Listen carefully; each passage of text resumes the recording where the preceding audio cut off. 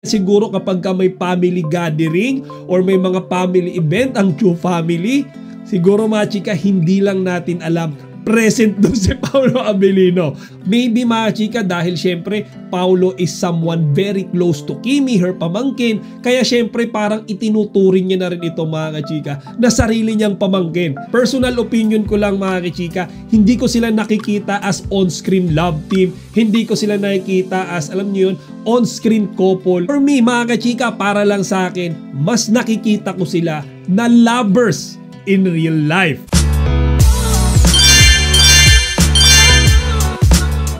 Magandang araw mga chika! Pagin po ulit tayo ni Chika Patrol. Bago tayo magsimula mga chika, inaanyahan ko na kayong mag-subscribe dito sa ating munting channel para palagi kayong updated sa mga latest at nagtitrending ng mga showbiz balita. Today is Tuesday, March 25 at bukas nga ay mapapanood na natin ang My Love Will Make You Disappear sa mga sinihan. Pero bago ang lahat mga chika, let's have some quick Kim Pao update muna. Bilisan lang natin dahil maya-maya naman ay nasa SM Mega Mall sina Kimi at Paolo para naman sa kanilang premiere night ng gagawin nilang pelikula. So mga chika, simulan nga natin yan early this morning. Spotted na naman ang ating mga lovers na nag-gym ng magkasama. So mga chika, nakakatuwa to kasi alam nyo sobrang busy talaga dapat nila today, di ba? Isipin nyo, si Kimi meron siyang It's Showtime and then mamayang gabi syempre preparation ang kailangan dyan. Kailangan talaga nila ng oras dahil mamaya na nga yung premiere night nila. Maraming pupunta dyan, most of them are celebrities, di ba?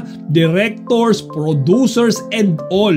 Okay, so mga chika, kahit na sobrang busy nila, kahit na pagod sila nung mga nakaraang araw, kanina mga kachika ay nag-gym ulit sila together. And yan ang gusto ko lagi mga chika, kasi nga lagi nila sinasabi ang pampakondisyon nila, okay, hindi lang physically but also mentally kapag sila ay nasa gym. Okay, kapag sila ay nagpapapawis, nagwo-workout together, it somehow gives them peace of mind daw mga kachika.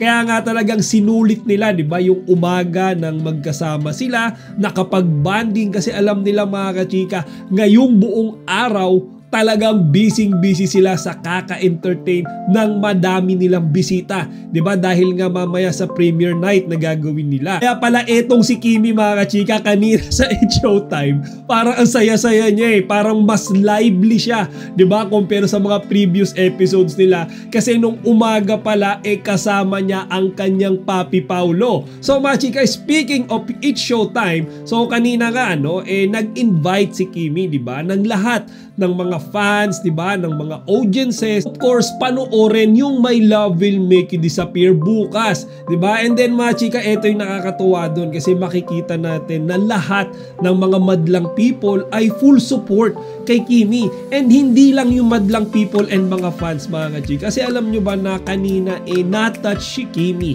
Okay, dahil yung buong mga It's Showtime family niya nag-promise sa kanya na a-attend sa premiere night, 'di ba? So yun yung way nung pagpapakita nila ng full support, okay, ng pagsuporta hindi lang kay Kimi but also to Paolo, 'di ba Magic? Kasi syempre iba yung dating kapag kayong mga close friends mo, 'di ba? Yung family mo ay pupunta kasi napaka-importante ng event na yan mamaya kina Kimi tsaka kay Paolo 'di ba? Yan yung first time na mapapanood ng mga piling tao, 'di ba? Yung pelikula na pinaghirapan nilang gawin, 'di ba? Ang daming pinagdaan ng issue pero so far na-release naman ng suwabing-suwabe. Kaya nga mamaya mga kachika, 'di ba, sa SM Mega Mall, gustong-gusto ko rin talagang pumunta kung yan malapit lang sa amin at wala akong kailangang gawin sa trabaho, pati dito sa isdaan ko mga kachika, talagang pupunta ako diyan Kaya mga chika, mabanggit ko lang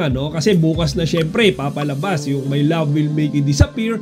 It's just unfortunate na hindi natin nakita na bumisita or at least dumalaw mga kachika si Papi Paolo Abilino sa It's Showtime. Kasi 'di ba inaabangan ng lahat yung sabay sila na mag-promote ni Kimi doon. As far as I recall mga kachika, yung last time na pumunta si Paolo sa It's Showtime ay nag-promote din sila, 'di ba? Kumbaga parang early promotion ng My Love Will Make You Disappear, parang late last year yun yung kasama pa nila, 'di ba? Si Direk Chad Vidanes, and then parang hinahabol nga nila that time na mapalabas, 'di ba, October yung pelikula, pero nagkaroon ng delays. Pinaka-inaabangan ko kasi mga kachika, no? Kaya gusto ko si Paulo na pumunta sa Showtime, yung maasar siya, okay, yung masalang siya sa hot seat, tapos nandun si Meme Vice Ganda, alam niyo yun, para pagtripan, para bunutin siya mga kachika, silang dalawa ni Kimi. And then mga chika, another update naman tayo, and this is about Kimi's latest vlog, okay? Eto sobrang nakakakilig to kasi kagabi nag-release si Kimi nung kanyang vlog, okay? A weekend, okay, with Mr. Paulo Abilino. At yan nga mga chika, isinare niya yung mga promotion tour nila ni Paulo nung sila ay nasa Visayas tsaka Mindanao. If you could still recall mga kachika, just a few weeks ago, di ba, bumisita si Kimi tsaka si Paulo sa Cebu, sa Coronadal, sa General Santos para i-promote yung kanilang pelikula. Ngayon mga chika, medyo mahaba yung vlog, pero I pick up the most kilig part, okay? At yung mga nakita ko doon na talagang kapuna-puna, nung na-meet ni Paulo yung family ni Kimi, okay? That's one thing. Nakita ko doon sa video na parang close na okay, hindi lang basta magkakilala, hindi lang basta magkaibigan. In some way mga chika, close na si Paulo doon sa atin ni Kimi na si Twinkle. Okay, nakita nyo merong part dyan na parang nagbeso pa nga siya kay Twinkle, which signifies mga kachika na hindi nila first time na nagkita yan.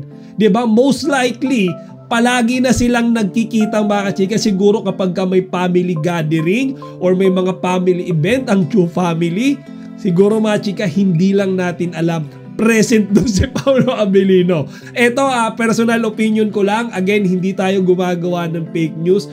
Base lang ito doon sa nakita kong picture, okay, and video na kung saan makikita nga natin si Paulo nakikipag-bonding sa atin ni Kimi. And aside from that, mga chika, meron ding isang eksena doon kung saan yung tita naman ni Kimi, okay, yung parang maluha-luha pa nung nakita niya si Kimi, yung pamangkin niya, tsaka si Paulo sa personal. Alam niyo yun mga chika, yung parang na starstruck siya sa Kimpaw Yung tita niya na to mga kachika, kapatid to nung papa niya. And I have a strong gut feel na isa siyang avid na Kimpaw fan. Okay? Siguro dahil nasa probinsya mga kachika, kahit na gano'n niya kagusto makita si Kimi tsaka si Paulo, medyo may kalayuan Kaya nung bumisita sa lugar nila mga kachika, ang Kimpaw, dali-dalian niya kaagad pinuntahan.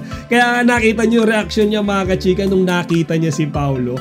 Talagang hinag niya Alam niyo yun, mapipil niyo na hindi lang siya isang fan, okay? Pero parang wini-welcome niya na rin si Paulo as part of their family. Alam niyo yun, yung kahit tipong first time niya palang nakausap or na-meet si Paulo, pero parang ang gaan na kaagad ng loob niya rito.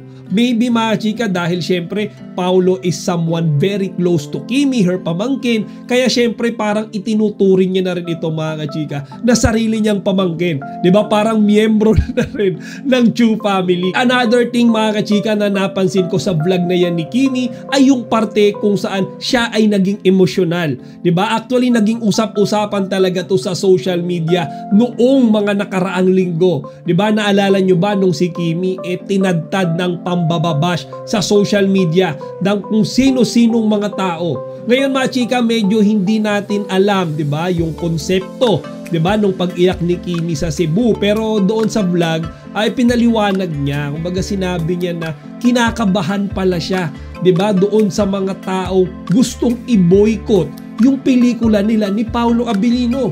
Actually, nung nandun nga daw siya sa Cebu mga kachika, naisip niya or nag-worry siya na baka daw walang manood. Diba? Walang pumunta kasi nga yung mga tao, yung mga basher na gustong i-boycott sila ni Paulo, manggulo doon. Pero sa kabutihang palad mga kachika, diba? The entire event sa Visayas, sa Mindanao, walang kahit konting bakas, diba? Ng mga taong nanggugulo or nung mga bashers ng Kimpaw.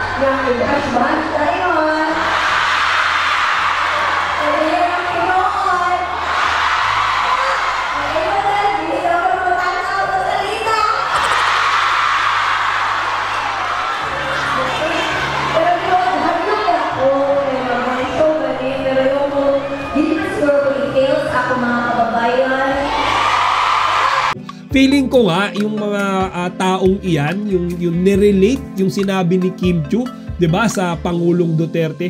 Feeling ko yan mga chika, mga inggit lang yan. Siguro dahil nakikita nila si Kimi na very successful, 'di ba? Nakikita nila si Kimi na maganda ang love life kay Paolo Abilino. Nakikita nila si Kimi na maraming mga sponsors, 'di ba? Kumbaga financially mga chika, medyo may kaya or nakakaangat na si Kimi. Kaya ang ginagawa nila, imbis na ma-proud, pinapabagsak nila. Diba? Kaya yung mga ganyan mga chika, as much as possible, wag natin hayaan yung mga toxic na tao na yan na sirain ang Kim Pao. And then sinabi rin ni Kimi mga chika na isa rin sa dahilan kaya siya naging emosyonal dahil naalala niya nung siya ay nagsisimula pa lamang sa industriya ng showbiz. Diba? Naalala niyo mga chika nung sinabi niya doon na doon siya nag-audition sa SM Cebu, okay, para makapasok sa bahay ni Kuya. So ipinaliwanag niya yun mga chika na naalala niya dating araw nag-audition lang siya, and then ngayon isipin nyo 19 years na pala siyang artista, diba? Siya na ay nagsabi niyan, kaya siya nagpapasalamat, kaya siya very thankful kasi yung mga Cebuano, diba, talagang todo-todo yung ibinibigay na suporta sa kanila ni Paolo Abilino.